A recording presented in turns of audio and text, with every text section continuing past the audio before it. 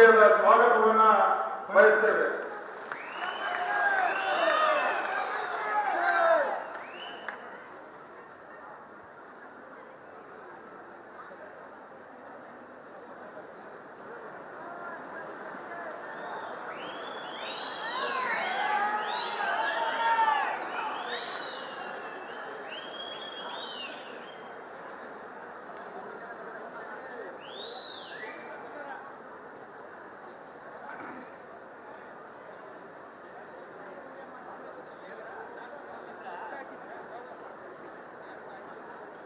ಈ ಒಂದು ಕಾರ್ಯಕ್ರಮದ